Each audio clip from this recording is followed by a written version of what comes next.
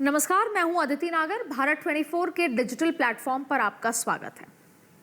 Feel the thrill में बात करेंगे, लेकिन आज का जो मुद्दा है उसमें कई बड़े सवाल खड़े होते हैं। सबसे बड़ा सवाल है, क्या दवा के नाम पर मौत बिकनी चाहिए? सवाल इसलिए इम्पोर्टेंट है क्योंकि वैसे तो जिस तरह के रिएक्शंस सरकारों से आए हैं, ये लगता है कि 140 करोड़ लोगों की इस आबादी में अगर 12, 15, 17 बच्चों की, जो बच्चे 2 साल, 4 साल, 5 साल के हैं, उनकी अगर मौत हो जाती है तो ज़्यादा फर्क नहीं पड़ता। तब तक फर्क नहीं पड़ता जब तक कोई प्रेशर क्रिएट नहीं होता। क्योंकि जैसे ही मध्य प्रदेश से, राजस्थान से ऐसी बात निकल कर आई तो सरकारें, एक नहीं, 2 नहीं, 3 नहीं, 4 सरकारों ने कहा कि दवाइयों में कोई मिलावट नहीं है। जब तक कि प्रेशर क्रिएट नहीं हुआ तब तक कोई गुनहगार था ही नहीं। कभी पेरेंट्स पर इल्जाम लगा, कभी कहा गया झोला छाप डॉक्टरों से आप बिना पूछे प्रिस्क्रिप्शन की दवाई ले लेते हैं। यानी कि ये कहा गया कि खुद जो माँ बाप हैं वो इग्नोरेंट हैं। अब सवाल आंकड़ों का है, क्योंकि बड़े बड़े देशों में छोटी छोटी बातें होती रहती हैं। अगर 140 करोड़ लोगों में कुछ 15-17 बच्चों का हो जाता है तो रेशियो बड़ा मामूली है। लेकिन आपको एक और आंकड़ा बता देते हैं।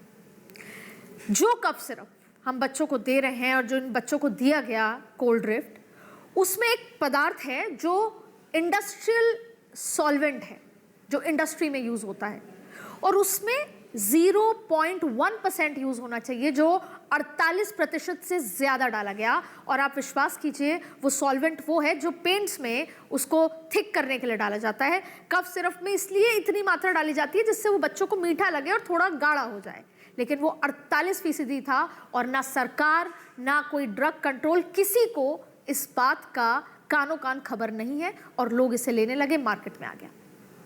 इसी पर आज विस्तार से चर्चा करेंगे, क्योंकि ऐसा लगता है मेरे साथ बहुत एमिनेंट जो मेरे साथ पैनल आज हैं, मैं आपको रूबरू करा दूं। सबसे पहले डॉक्टर नरेश चावला, आपका बहुत बहुत स्वागत है। आप former national joint secretary India medical association, साथ में former vice president Delhi medical council हैं। आपका बहुत बहुत स्वागत है। Doctor Sameer Bhati, public health expert हैं, आपका भी बहुत बहुत स्वागत है। और Dinesh Jotwani ji, advocate supreme court of India, government relation expert भी हैं। दिनेश सर, एक बात बताइए,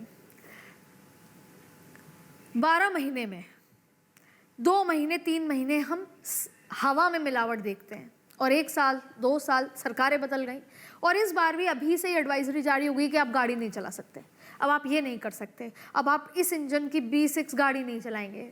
हवाओं में मिलावट, अब दिवाली आ रही है, पनीर में मिलावट, खोए में मिलावट, कि हर मिठाई में कोई ना कोई मिलावट। आप 10 किसी मिठाई की बड़ी बड़ी दुकानों पे चले जाएंगे, आप अभी कुछ दिनों पहले एक ड्राइव हुई थी जिसमें जूसेस में मिलावट थी कि वो सड़ा हुआ पपीता डाल दिया। ये तमाम चीज़ें, ये हो रहा है हर महीने हम किसी न किसी मिलावट से कुछ ना कुछ खो रहे हैं इस देश में। और अब आप देखिए दवाई, सुप्रीम कोर्ट ऑफ इंडिया ने, पहले भी ऐसे कई केसेस हुए होंगे, क्या डील रहता है ऐसा सुप्रीम कोर्ट? क्या मिलावट को लेकर कोई एक स्ट्रॉन्ग कानून या कोई एक कमिटी ऐसा नहीं हो सकता कि हो जिसपे कड़ा सजा हो अगर जरा सी भी मिलावट मिले? क्योंकि विदेशों में तो इतना 0.1% भी ये DE जो G है ये अलाउड नहीं है। तो क्या पर्सपेक्टिव है सुप्रीम कोर्ट का? इसमें लीगली तो लॉज इंडिया के स्ट्रॉन्ग हैं। जहाँ प्रॉब्लम आती, सुप्रीम कोर्ट बहुत स्ट्रिक्ट रहता है।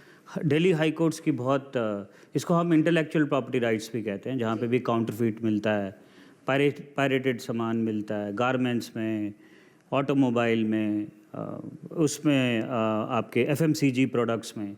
पर जब ड्रग्स की बात आ जाती है, फार्मास्यूटिकल प्रोडक्ट्स की बात आ जाती है, तो लॉज भी बहुत हमें और स्ट्रॉन्ग चाहिए। आप देखेंगे कि जो हमारा जो एक्ट है, भारतीय न्याय संहिता 227, 228 सेक्शन जो हैं, उसमें काफ़ी बदलाव आए हैं। पहले इंडियन पिनल कोड था, भारतीय न्याय संहिता आ गया, उसमें भी ये बेलेबल ऑफेंस है। अब जो डॉक्टर्स को बुक किया है वो 105 में किया है। 105 is again a bailable offence की causing death by negligent act. It's जिसे कहते हैं culpable homicide not amounting to murder. तो स्ट्रिक्ट लॉज की बहुत ज़रूरत है। देयर इज़ जो इंडिया का ड्रग्स एक्ट है 1940 का, ड्रग्स एंड कॉस्मेटिक्स एक्ट, उसमें प्रोविज़न है, उसमें 27A सेक्शन कहता है कि you will have imprisonment more than 10 years अगर आपको कहीं से भी, चाहे मैन्युफैक्चरर हो, चाहे डिस्ट्रीब्यूटर हो, चाहे रिटेल वाला हो, कुछ किसी भी पूरी चेन में, सप्लाई चेन में जहाँ पे भी आपको पाया गया जिसने मिलावट की है, तो 10 ईयर्स से मिनिमम 10 ईयर्स है, तो वो बहुत अच्छा एक्ट है। सर बट अब आज से पहले भी ऐसा हुआ होगा ना, इतने केसेस आए होंगे, तो कोई माइलस्टोन ऐसा कुछ आया जजमेंट? हाँ, तो ये अभी रिसेंटली चेंजेस हुए हैं लॉ में। इनफैक्ट राजस्थान और उत्तर प्रदेश के भी नए नए लॉज आए हैं, जो वहाँ स्टेट लॉज हैं वो, जो आपको 10 ईयर से ऊपर करते हैं। जब हेल्थ मिनिस्टर सुषमा स्वराज जी थी, तब ये कमेटी भी बैठी थी कि इसमें डेथ पेनल्टी दी जाए अगर स्पेशली ड्रग्स और फार्मास्यूटिकल्स। कमेटी अभी तक कुछ हुआ नहीं उसका। यही पॉइंट है सर। अब आप देखिए, मैं एक नाम बताना चाहूँगी, ये वीरेंद्र कुमार गुप्ता हैं, इज़ एन ओनर ऑफ केसेंस फार्मा। मैं आज इनकी वेबसाइट पर गई। इनकी वेबसाइट पे आप कुछ भी क्लिक करेंगे, आप मेन पेज पर आ जाएंगे। इन्फॉर्मेशन के नाम पे एक ईमेल आईडी है, उस ईमेल आईडी पे मैंने उनको रीच करने की कोशिश की, मेरा मेल बाउंस हो गया। ये वो हैं जो इस पूरे मसले में इन्वॉल्व हैं। इन्हीं के साथ साथ इन्हीं के देवल गुप्ता भी हैं।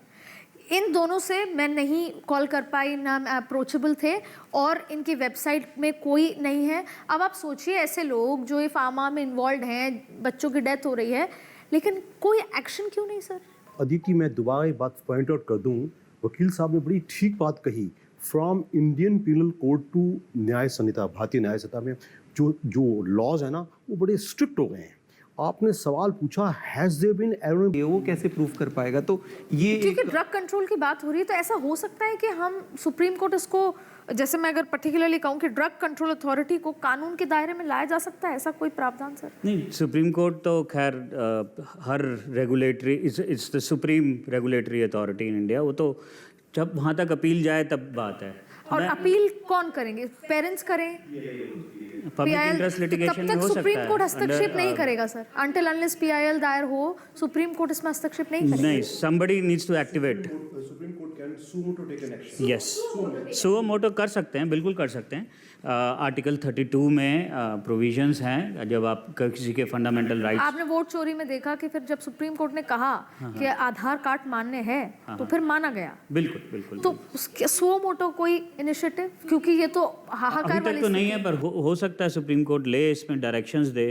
बट प्रॉब्लम क्या है इसमें? ओवरऑल प्रॉब्लम ये है कि जो ड्रग कैसे अप्रूव होती है और ड्रग कंप्लायंसेस कैसे होती हैं, तो वो तो रेगुलेटरी, वो regulations I think they are strong. जैसे ड्रग अप्रूव होता है, आपको एनिमल पे टेस्ट करना पड़ता है, आपको मिनिमम पेशेंट्स पे टेस्ट करना पड़ता है, तब वो जाके ड्रग अप्रूव होता है। ड्रग कंट्रोलर उसको अप्रूव करता है, उसकी पूरी बहुत बड़ी रेगुलेशंस हैं।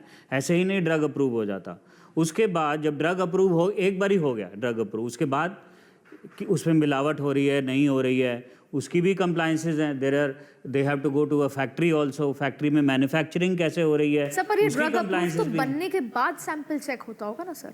नहीं, ड्रग बन गई पहले, फिर ड्रग कंट्रोलर के जाके वो टेस्ट करता है, जिसे कहते हैं क्लिनिकल टेस्ट करते हैं। क्लिनिकल टेस्ट की भी रेगुलेशंस होती हैं। आपको इतने ह्यूमन बीइंग्स पे टेस्ट करना है, आपको इतने एनिमल्स पे टेस्ट करना है, तब जाके वो ड्रग अप्रूव होता है। सर वो बात कर रहे हैं when the new drug is made, New it drug. comes to the market. But we are talking about the existing products.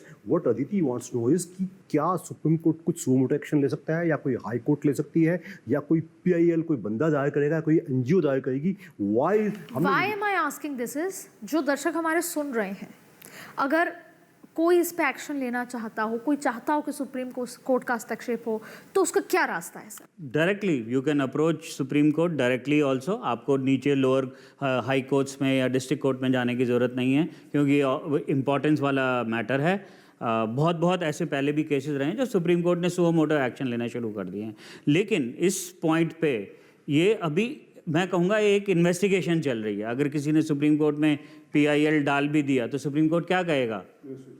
Investigation करें या कमेटी फॉर्म कर तो अभी देगा। आपने कुछ देर पहले कहा था कि सुषमा स्वराज जी के दौरान एक कमेटी बनी, पर हाँ, उसका वो कोई पॉलिटिकल निष्कर्ष नहीं। राज्यसभा में कमेटी बनी थी, और जिसमें कहा था कि अगर स्पूरियस ड्रग पाई जाती है या फेक ड्रग या काउंटरफीट ड्रग जो भी आप कह लीजिए, उसकी जो पेनल्टी है डेथ पेनल्टी होनी चाहिए। तो एक फियर भी हो जाता है लोगों के।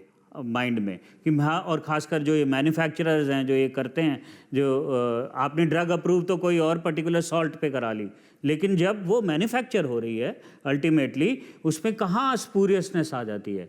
क्या ये बता पाएंगे पब्लिक हेल्थ में डॉक्टर साहब कि मैन्युफैक्चरिंग स्टेज पे आती है या डिस्ट्रीब्यूशन स्टेज पे आती है या फिर रिटेल स्टेज पे आती है, या डॉक्टर का जैसे आपने कहा सेल्स वाला बैठा होता है जी ये रिकमेंड कर दीजिए, उनके प्रेशर पे डॉक्टर आके लिख देते हैं। ये पूरी चेन इन्वेस्टिगेशन की at this time supreme court भी यही कहेगा, कमेटी बैठेगी। आपने एक और बात कही कि मिलावट को लेकर बड़े सख्त कानून है, 10 साल की सजा तक के प्रावधान है। फॉर एग्जाम्पल अब पनीर में मिलावट मिल गई, मैं खरीदने जाती हूँ, मुझे मिलावट मिल जाती है, नकली पनीर है या मावे में मिल गई, तो अब मैं आगे क्या करूँ?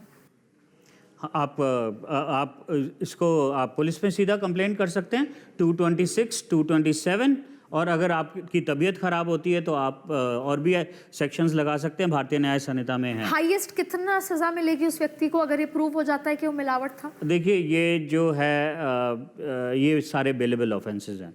अगर तबीयत ही खराब होती है आप कंज्यूमर कोर्ट में जाके डैमेजेस ले सकते हैं, पर एक होते शॉर्ट टर्म इफेक्ट इमीडिएटली देख लिया, पर नहीं जैसे हो मैं सकता है long कि term पनीर effect- खाने से मेरी तबीयत इतनी खराब हो कि मैं मर जाऊं। हाँ, मर जाओ तो ठीक है, मर जाओ तो ज़्यादा सीरियस है, अप टू 10 years पनिशमेंट मतलब है। मेरे किसी की जान जाने का इंतजार करना होगा। फूड इंस्पेक्टर्स भी हैं, हमारी फसाई भी है, बहुत कुछ है।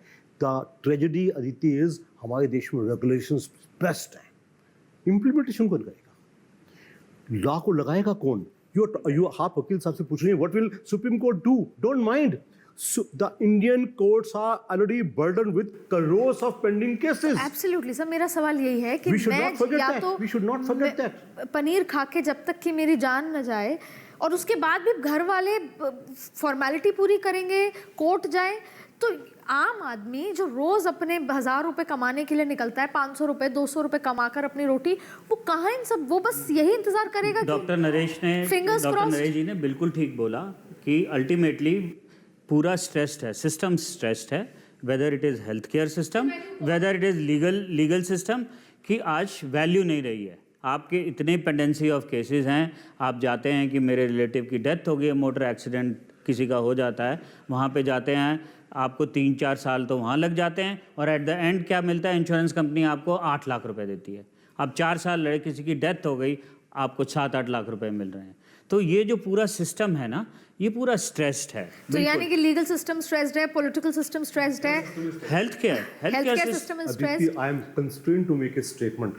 We are perhaps victim of the bad system, but we are perpetrators of the same system. हम भी उस सिस्टम का हिस्सा हैं, मैं भी कहीं उसमें कंट्रीब्यूट करता हूँ। तो down the line blaming the rulers, blaming the politicians, blaming the bureaucrats is not the end of the answer. तो मेरे को एक केस आया था 3-4 साल पहले, जिसमें, और मेरे को उस केस में FDA जो वहाँ की US की FDA होती है, food and drug authority FDA, वहाँ के रेगुलेशंस पढ़ने का मौका मिला था, और इतनी कंप्लाइंसेस हैं वहाँ पे फॉर मैन्युफैक्चरर्स। आप कह रहे हैं कि इंडिया में वो मैन्युफैक्चरिंग ड्रग हो रही थी, तो FDA की रेगुलेशंस मैंने पढ़ी, और यहाँ पे कंप्लाइंसेस करने की हमने कोशिश की। कम से कम 250-300 ऐसी रेगुलेशंस थी फॉर मैन्युफैक्चरर्स आल्सो, और वहाँ से US से FDA की टीम फ्लाई की अप्रूवल के लिए।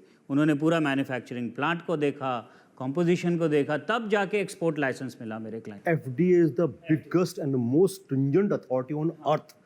US सिटीजन को US stands fight for you. वो कहता है मेरे सिटीजन्स के लिए उनको बेस्ट मिलना चाहिए। Indian people, Indian government, and these were generic sir, patented भी नहीं थे, जेनेरिक ड्रग के लिए FDA is the US biggest- FDA के ऑफिशियल्स आए यहाँ पे, हमारे क्लाइंट को पूरा उन्होंने मैन्युफैक्चरिंग प्लांट देखा, कितने क्वेश्चनेयर पूछे, तब जाके उनको एक्सपोर्ट लाइसेंस मिला ये पर्टिकुलर ड्रग भेजने का US से। सो वहाँ का माल तो अच्छा होगा ही ना।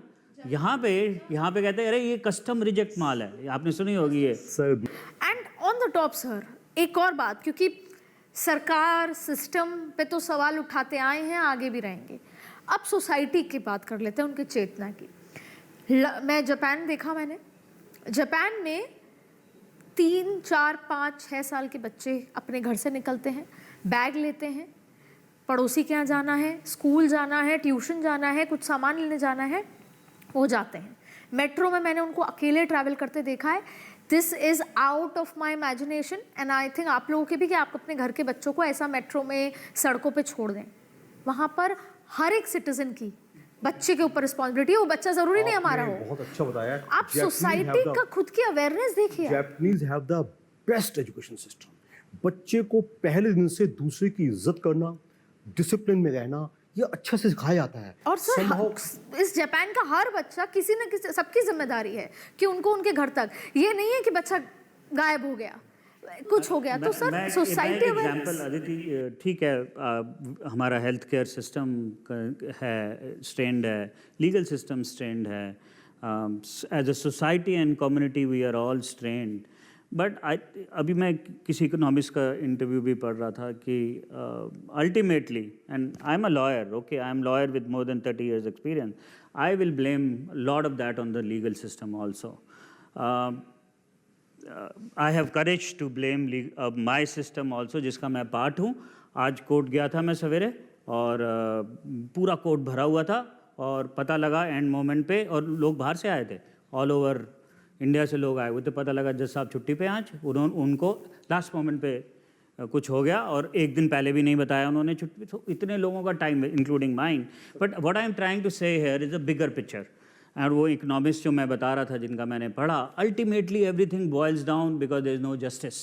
और लोग ऐसे जो कंपनीज बन रही हैं, अगर वो पहले ही मौके पे if they get reprimanded or they get penalties, तो ये ग्रो नहीं करेगा। So I am a part of legal system, and I am saying as a community, as a healthcare system, we are all failing. Is one of the reasons is we need more judges, we need more infrastructure. Sir everywhere teachers हमारी कम भर्ती हैं, doctors हमारे कम हैं।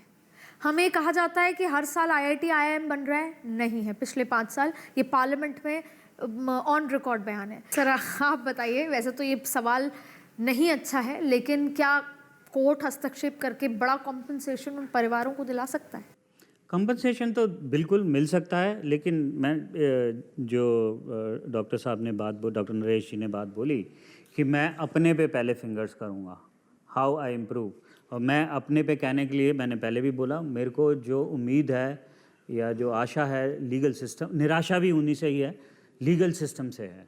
और legal system includes everybody, it includes lawyers, it includes जजेस, law enforcement, police, आपके drug controller authority, inspectors.